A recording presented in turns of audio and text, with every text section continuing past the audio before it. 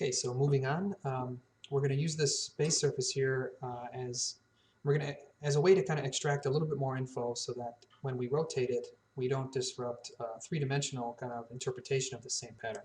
So we were to draw out some of these moves away from this plane. The rotating of that could end up being a problem if we just used one of these Cartesian axes, right? So if we just use the x, y, or z coordinate to make this surface kind of three-dimensional, we may end up having a problem if we rotate the base surface that it's placed upon. It may just not be related anymore. It'd be related to a global direction and not a local direction, a direction of the surface itself. So what we're going to do is use the surface to determine how to draw those points, and then when we rotate it, everything updates nice and expectedly. All right, so I'm going to turn off a few things here. We'll get back to this. I guess we'll leave that. Well, yeah, it doesn't really matter at the moment. Okay. Going to move some things out of the way here. And I'm going to bring this over the surfaces, okay, from the one that came out of our deconstruct B-rep. I'm moving that to the other end here so we can kind of continue downstream a bit. All right, I'm going to go to Surface and Analysis, and I'm going to find the surface closest point component here. And I'm going to basically, what this is going to do is kind of cool. It's basically going to force the points that I've got drawn from the line to exist on the surface itself, so we can use that point to output some more information. The distance is fine, we don't need it right now. What we really do need though is this UVP point. We need to locate that point on the surface relative to its UV position. Alright, so we're going to do that. And I'm going to move this back. This is going to be my input surfaces, and I'm just going to check my data for a second here. It looks like that's fine. And I'm going to do that. Okay, so you basically are going to see a reintroduction of the points that we had before. The only difference is that we have some more data that that point is associated with, which is this UVP here. Heading back into that same box here, this analysis area, I'm going to find at the bottom left evaluate surface. And this is quite similar actually to the evaluate curve component, except instead of a T parameter, I have to give it a UV parameter. Right? We have that here. So go ahead and plug that in. You can turn that one off. You're going to see a bunch of frames pop up. That's usually kind of in the way, so I'm going to turn this off and just kind of look at my outputs here. We've got a bunch of points. That's cool. We can use those if we need to. But this is what we need here. This is the normal direction, the perpendicular direction off of the surface at the very location that the point is at. All right. So now, if I use this normal direction to draw things, if I use that as a way to kind of set up a plane in space, so that if I draw a circle, or if I use this as a way to maybe extrude, a point outward, so I have a more spiky surface, what have you. That's important because now if I rotate the surface, everything will stay connected. It'll rotate along. It'll go along for the ride. Everything that I do in Grasshopper will continue to match what's happening in Rhino. All right, so let's go ahead and do that. And in this case, I'm just going to go over to Transform and Move. Alright, so I'm going to move these points a bit outward by default. That's not what we want.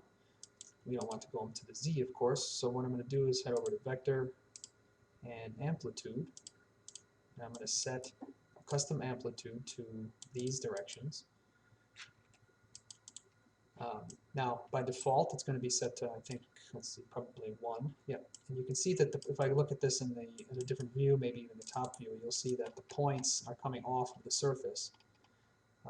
That's good. We're starting to basically set up a more three-dimensional version of the same drawing that we just did before.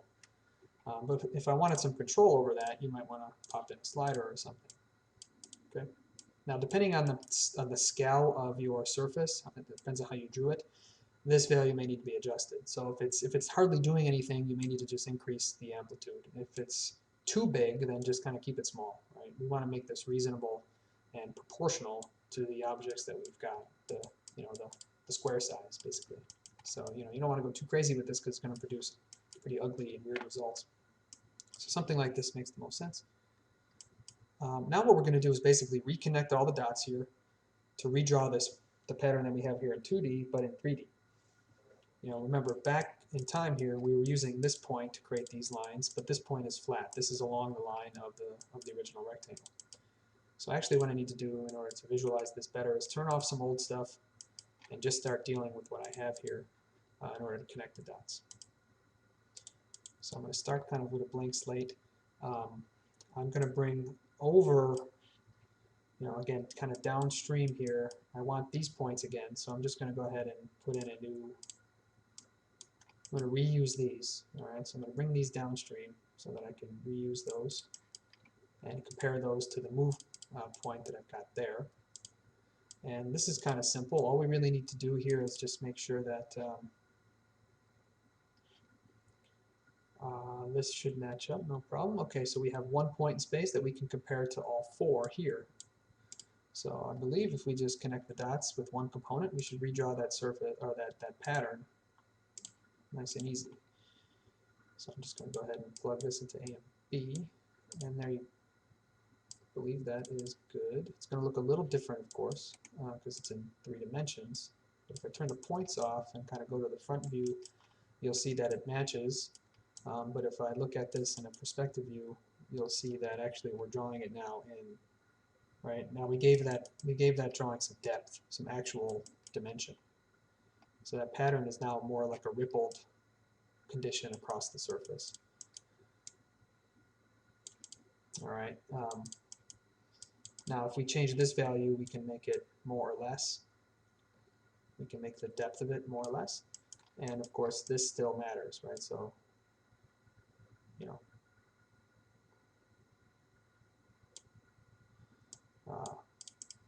and if we go ahead and make changes to the graph, of course the graph is still affecting the result. All of that is good. And if we show the original surface, I still need to delete these. If we show the original surface and rotate it, you can see that those directions in space, basically the 3-dimensionality of those rippled lines is matching the direction of the surface, the direction that the surface is facing. Okay, so it's updating nicely. Right. Maybe we can, you don't have to do this, but maybe as a quick demo, I can make a change to that so you can see what happens actually if we just set this to, let's say, the y-axis as, let's just plug that in. And I'll reverse it because what's happening now is it's kind of hidden behind. All right. Yeah. So now you can see that as I rotate the surface, it's still just kind of following that y-axis, not necessarily the direction of this. Oh. Yeah, there it is there. It's kind of hard to tell because this is kind of a wacky pattern, but yeah, it starts to totally flatten out and overlap itself, which is a problem. But obviously it redeems itself at the more flat this, or the more upright the surface gets. That's not what we're looking to do here, which is why we swapped out a global axis with the surface normal, so that as I make changes, the pattern doesn't actually change at all. This doesn't affect the geometry, it just affects its orientation. All right.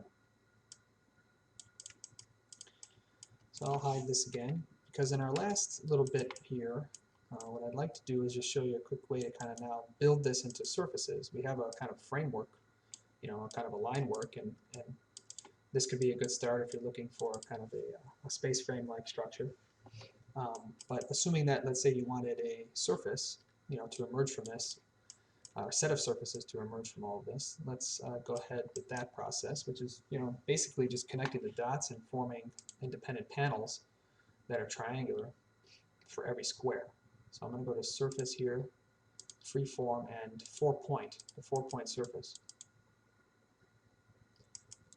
These points that I used before, right? These points come from the original grid on the surface. We're going to reuse those again because we're going to need them. I'm going to head over to Sets, and I'm going to grab them independently again, right? So List Item, and zooming in, 1, 2, and 3. And I'm going to use this always as the the third point, I guess, might be a little simpler. Let me verify that. Yeah, we can just plug this into the third, into C, and then we can make that surface there. Okay, so that's the first of the 4 or 3 that we'd like to use here. We can then just simply copy and paste that component, and you can leave the C input, that's not going to change, but then you can input different A's and B's from this component, right? Different points. So I'm going to go with 1 and 2 instead. And that'll draw my next one in line. And I'll go ahead and draw 2 and 3. All right, so we're starting to close the loop here. And then the last one's going to be 1 and 3. So we can just swap in A there. I'm going to turn off these points to make it easier to read. And now we've got basically a kind of a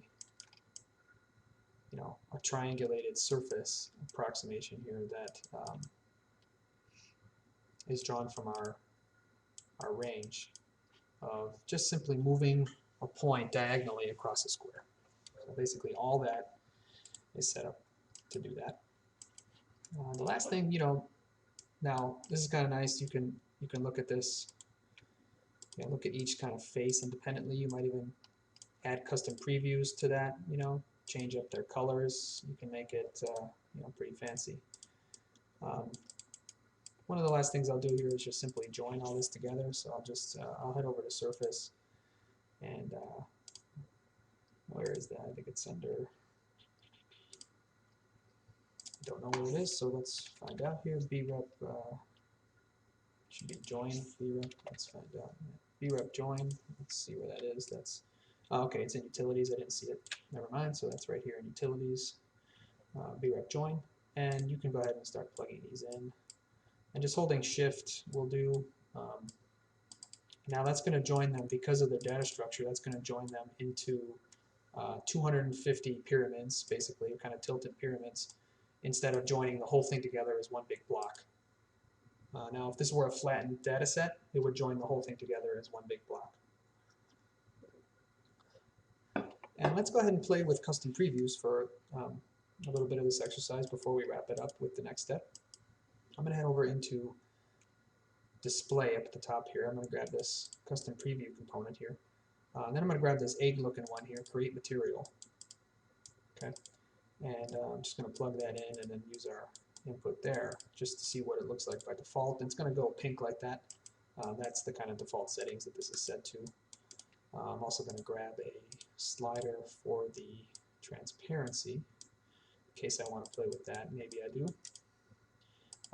But before I get to that, let's change out the emission, the KE, and the KD, the diffuse color. So over in Parameters tab up at the beginning here, I'm going to go to Input and Color Swatch. All right, and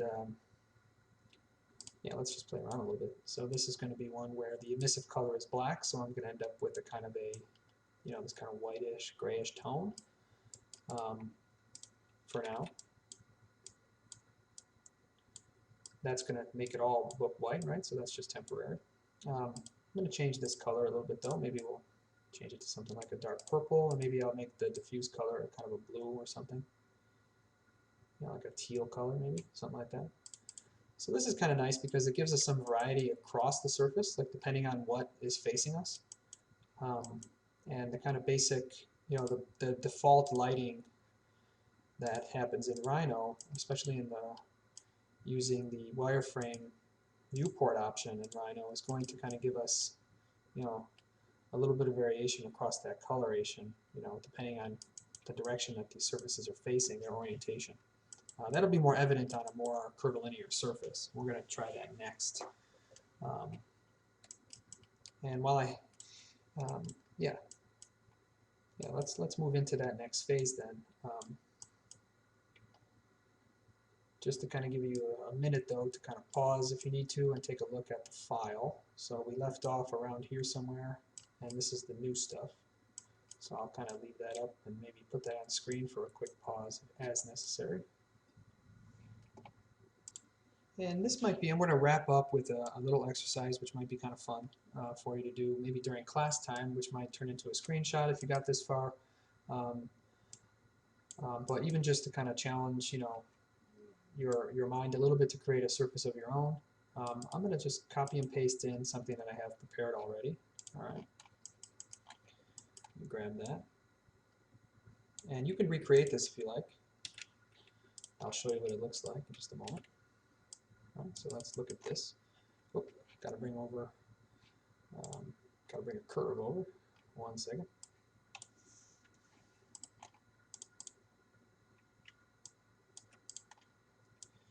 That's better. All right, so let's take a peek at this thing. Over here, it's just basically this little egg shape, or yeah, vessel-like form, kind of egg-like. It's got the tops cut off, but it's sort of egg-like, a little pointy. I just wanted a revolved surface instead of a flat one for this one. Really all it is just a curve that I drew in Rhino. Okay, so there's just a cross-section curve here. It looks like that.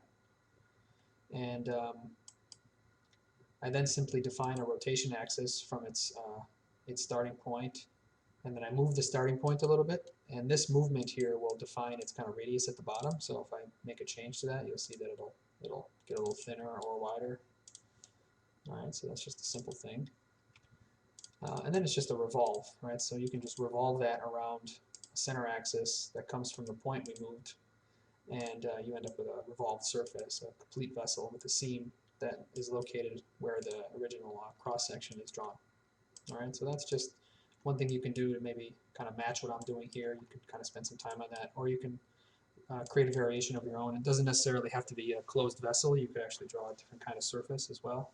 Maybe something more dome-like. You could even use the one that we used in parts 1 and 2 of this set. You're welcome to do that because the components that we have here should work regardless of the surface that you input in. So long as it's not a poly surface, it has to be a single surface. If it's a poly surface, you're going to end up with problems, and if you do, let us know. We can help you fix it. All right, so let's see now what happens if I just kind of make a clean swap here. And to do that, I'm going to turn that surface off and this stuff, whatever. And I am going to just kind of hold Control and Shift and take these inputs and just plug them into there. And now I've basically mapped all my work to that egg-like form. Now I got to make some adjustments here. I don't necessarily like the proportions of this. I think it's maybe a little too aggressive in terms of its height or its distance away, right? This kind of, yeah. So I'm going to lower that a bit, maybe make that a little more subtle. And the other thing maybe I'll do is increase the U and V values, so that we make that a little more dense. Maybe something like that. I'm just going to go with 40 and 20 just as a,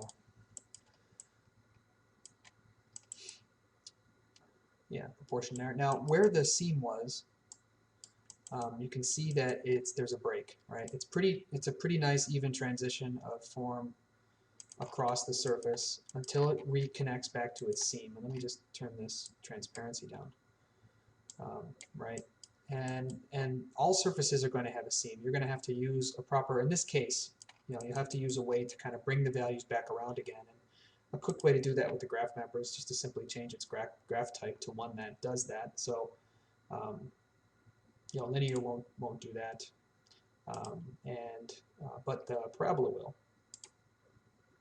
Right. So now basically it starts tall and comes down all the way back around and then up again. So it's this nice kind of parabolic, variation across the surface, which is quite subtle because we have so many parts that it's being drawn against. But if you look carefully, you'll see it. And that's basically it. Just kind of go ahead and model yourself up a surface and see if you can get the components that we've already set up downstream to just simply regenerate based on the input that you give it. And as long as it's a single surface, you should be okay. If there's any issues, of course, let us know. But the reason why this works, again, is because we're using the surface normal and not just a global position in space. It's in the file. We're using a local position in space in order to kind of determine, how we redraw those surfaces against this new pattern formation. I'm just going to turn this off for a moment. Just kind of get rid of Grasshopper for a second there. Maybe I'll head into the technical view.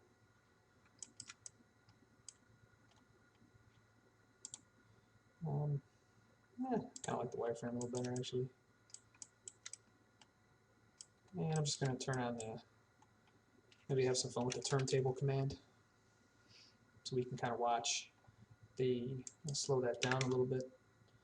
So as you can see on the upper left, it's kind of bluish, and that'll eventually transition into being a little more purplish, and that's because the, again, the orientation of the surfaces that are reading as either purple or blue based on, you know, what direction they're facing, and the way Rhino is interpreting the shader changes. There's a slight variation that's thanks to our graph mapper that actually allows it to kind of shift in coloration if we use this kind of visualization technique here. So it goes from this kind of lighter blue in terms of its shadow or shade, and then that should transition as the surfaces kind of rotate in space. It'll start to transition to a darker color right there, kind of purple. Okay. All right, you can enter exit out of the turntable command, and that should wrap us up for this one. Have a little fun with it, and we'll move into the next phase of the semester by using this as a base for a project, potentially, but also take a look at the what we're looking to do with this technique overall. Hopefully we can get some interesting variety in the class as everyone starts to not only prepare a maybe a different surface, but really what we're looking to do here is see how you can control this kind of in-grid, you know, logic to actually produce a huge amount of variation across the class. So you could draw in, if you can draw, again, if you can draw something into a square, you can basically map it in 3D by constructing it literally in 3D. So you can imagine a set of shingles that overlap one another. You can imagine openings, you know, that kind of shift. If we just kind of maybe take one of these out. This is in a way kind of a sun shading device, if you will. If there's a window behind that, that kind of shifts, if you can imagine it that way. Lots of different ways, many different geometries could occur here along the surface.